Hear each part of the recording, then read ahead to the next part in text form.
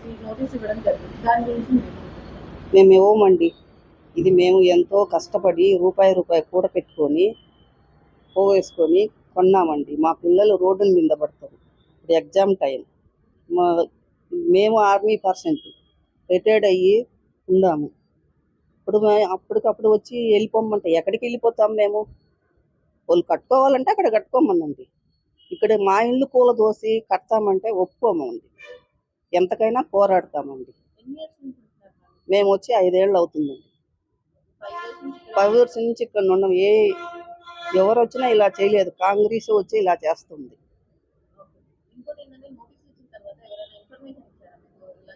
ఏం లేదండి, ఏం లేదండి, ఏం లేదు. పేపర్కి వేసారండి అంతే. 450 కుటుంబాలు ఉన్నాయండి. ఓనర్స్ అండి.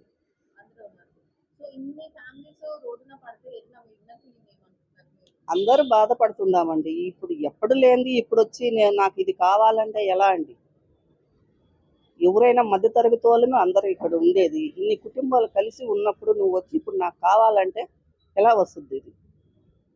అదే ఆయన ఇల్లు కూలదోసి కడతామంటే ఊరుకుంటారా? లేదు కదా. మరి మధ్యతరగతి కుటుంబాలు ఎందుకు పడుతుంటారు? ఎక్కడ ఉందో అక్కడ కట్టుకోండి, ఎవరికి ఇబ్బంది పడకుండా. వారం 2 వారాలు వారం వెళ్ళిపోయిందండి.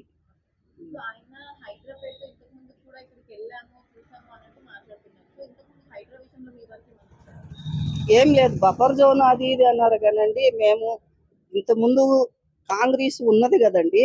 కాంగ్రెస్ ఉన్నప్పుడే ఎంత కావాలో అంత వదిలేసి కట్టుకున్నాం ఈ బిల్డింగ్. అంతేగాని ఎగస్ట్ అయితే వాళ్ళ జాగాలో ఏం మేము పోలేదు. మా జాగాకు రాకుండా ఉంటే చాలు.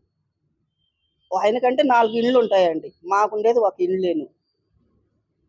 మాకు ఎంత బాధ ఉందో అంత బాధ ఉందండి.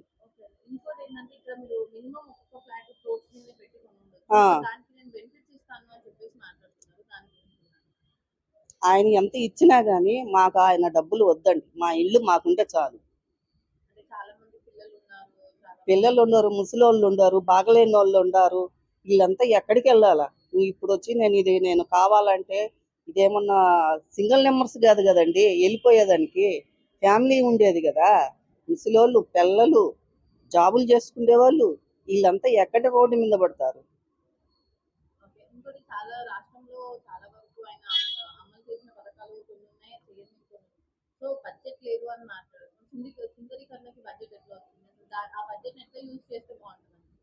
అది ఎవరికైనా కానీ ఎడ్యుకేషన్ లేని వాళ్ళకి పేదోళ్ళకి వాళ్ళకి సాయం చేయండి. ఉన్నోళ్ళకి ఇబ్బంది పెట్టి నువ్వు ఏమి కట్టినా అది ప్రయోజనం లేదు.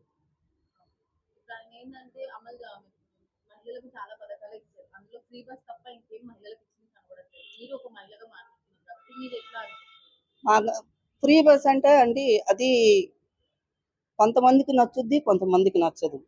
కానీ అందరి ఉపయోగం పడదు కదండి ఫ్రీ బస్ అనేది.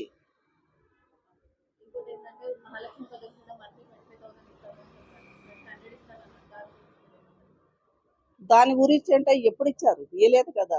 ఆ పథకాలన్నీ ఎక్కడిచ్చారండి? ఇయ్యలేదు కదా. సుందరీకరణ చేసుకోమనండి. మా ఇళ్ళు కూలదోయకుండా చేసుకోమని. మా ఇళ్ళ మీద పడకూడదు. ఆయన చేసుకోవాలనుకుంటే బ్రహ్మాండంగా చేసుకోవచ్చు. మేము కానీ సాయం చేస్తాము.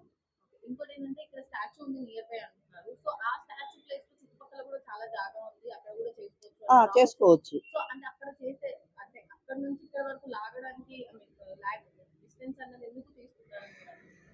ఆయనకి ఏమో ఉపయోగం ఉందా? ఇది పడదోస్తేను ఉపయోగం ఉంటేనే కదా ఇలా చేసేది. నువ్వు చేయాలనుకుంటే ఎవరికి ఇబ్బంది పెట్టకుండా ఉన్న జాగాలో, గవర్నమెంట్ జాగాలో చేసుకోవచ్చు.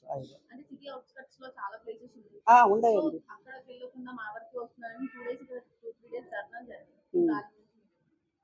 అదేనండి, మా ఇల్లు మేము కాపాడుకుంటాము. ఆయన కట్టుకోవాలనుకుంటే గవర్నమెంట్ ప్లేస్లో పెద్ద ఇది కట్టుకోమనండి. మేము ఇబ్బంది పడము. ఇప్పుడు ఆయన ఇంటికి అడిగి పోయి మీ ఇల్లు కూలదోసి మీ ఇంట్లో కడతామంటే ఊరుకుంటాడా?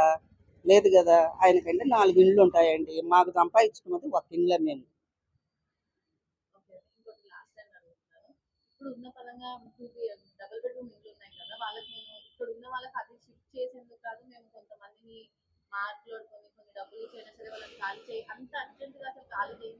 థాట్ ఆయనకి ఎందుకు వస్తుంది? ఆయనకి మీద ఏమన్నా ఆయన రియల్ ఎస్టేట్ బిజినెస్ కదా, దానికి ఉపయోగించి ఏమన్నా దీన్ని తీసుకోవాలని అనుకుంటున్నాడేమో. 2 డేస్ నుంచి మీరు ఇక్కడ ధర్నా చేశారు కదా. ఉమ్. సో ఇక్కడికి మీకు ఏమైనా సపోర్ట్ కానీ నెగిటివ్ మీకు ఏమైనా రెస్పాన్స్ ఏమైనా అయిందా గవర్నమెంట్? ఏం కాలేదండి. టీఆర్ఎస్ వాళ్ళు వస్తున్నారు, వాళ్ళు సో వస్తుంటారు, వాళ్ళు ఏం పోతూ ఉంటారు. చెప్తున్నారండి వాళ్ళ మాటలు? వాళ్ళు ఏమంటారండి, వస్తే మేము ఉంటాము మీ అమ్మటే అంటారు. మాదేదో మేమే చేసుకుంటాం, ముందుకెళ్తాం మేమే. ఇంకోటి లాస్ట్ అండ్ ఇప్పుడు ఈ సుందరీకరణ పేరుని రాష్ట్రానికి అప్పు ఉంది చాలా అంటున్నారు. బట్ ఇప్పుడు ఆయన బడ్జెట్ తీసుకొచ్చి మళ్ళీ అప్పు చేస్తే నెక్స్ట్ ఇప్పుడు ఆయన అనుకున్న టైంలో 2 years లో ఆయన ఇది చేయగలుగుతారంట. ఇప్పుడు ఆయన అప్పు తెచ్చి చేసినా గానీ అది ప్రజల మీదకే పడుతుంది, కానీ ఆయన చేతిలో డబ్బులు పెట్టి చేయరు కదండి. ట్యాక్సులు అంటారు, అది అంటారు, ఇది అంటారు, అన్ని ప్రజల మీదనే పడుతుంది. అది ఆయన జేబులో నుంచి ఏం పెట్టరు కదా. ఇంకోటి ఏంటంటే స్టాచ్యూ పెడతాను, ఇక్కడ జాబ్స్ అభివృద్ధి జరుగుతుంది, పిల్లలకి జాబ్స్ వస్తాయి, ఫండ్స్ వస్తాయి, ఎడ్యుకేషన్ అవుతున్న పిల్లలకి జాబ్స్ కూడా నేను ఇవ్వగలను అని మాట్లాడుతున్నాను. బట్ ఆయన ఉండేది 2 years మాత్రమే ఈ అధికారం. ఈ 2 years లో ఇవన్నీ జరిగే ఛాన్స్ జరగదండి. జరగ నేను చేస్తాను అని చెప్పేసి చేస్తానంటే నువ్వు ఇప్పుడు 2.5 సంవత్సరం వచ్చింది, ఏం చేశారండి? ఇండ్లు కూల్చేదానికే ఉండవు వచ్చినాంచి, కానీ నువ్వు చేసింది ఏముంది? జాబు లేని వాళ్ళకి జాబ్ ఇవ్వండి, చదువు లేని పిల్లలు చాలా మంది ఉండరు, వాళ్ళకి చెయ్యండి. మీరు ముసలోళ్ళకు ముతుకులో ఎవరికైనా కానీ వాళ్ళకి చెయ్యండి. ముసలోళ్ళు అన్నారు పెన్షన్సే రావట్లేదు కదా. రావటం లేదు, వాళ్ళకి చెయ్యండి. కానీ ఇల్లు కూల్చేది ఏందండి? సంసారం ఉండే ఇల్లు ఎప్పటికి కూలవకూడదండి, నిలబెట్టాలి కానీ కూలవకూడదు.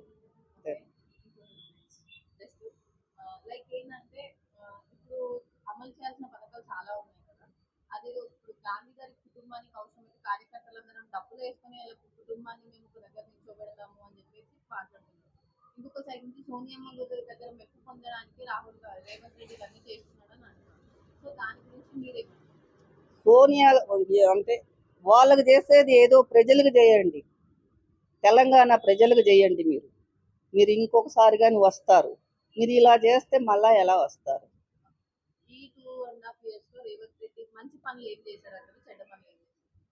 చెడ్డాన్ని మేమేం చెప్పటం లేదండి, ఇల్లు కూల్చటమే ఆయన పని. ముందు ఇళ్ళ మీద పడారు, ఇల్లు కూల్చటం ఏందండి? ఉన్న జాగాలో గవర్నమెంట్ అయింది, మంచి పనులు చేస్తే మళ్ళాసారి గవర్నమెంట్ వస్తుంది. కానీ మీరు చేసే పని అంతా ఇల్లు కూల్చటమే సరిపోతా ఉంది. మీరు ఏం మంచి పని చేస్తున్నారు? ఎంతమంది బతుకుల మీద మీరు అనిపిస్తూ ఉంది, బాధ అనిపిస్తూ ఉంది. టీఆర్ఎస్ గవర్నమెంట్ లో మీరు ఇట్లాంటి ఇష్యూస్ ఏమైనా ఫేస్ చేశారు? టీఆర్ఎస్ గవర్నమెంట్ లో మీ దగ్గరికి ఇలా రావడం ఏమైనా జరిగింది? లేదండి, లేదు. ఓకే, ఇప్పుడు నెక్స్ట్ ఆయనకి ఏమైనా మీరు ఛాన్స్ ఇస్తే ఎలా ఉంటుంది తెలంగాణ? మళ్ళీ కాంగ్రెస్ వస్తే ఎలా ఉంటుంది తెలంగాణ? మీరు 2 years ఆల్రెడీ ఎక్స్పీరియన్స్ అయ్యారు కాబట్టి నెక్స్ట్ 2 years వరకు మీకు ఎలా ఉంటుంది?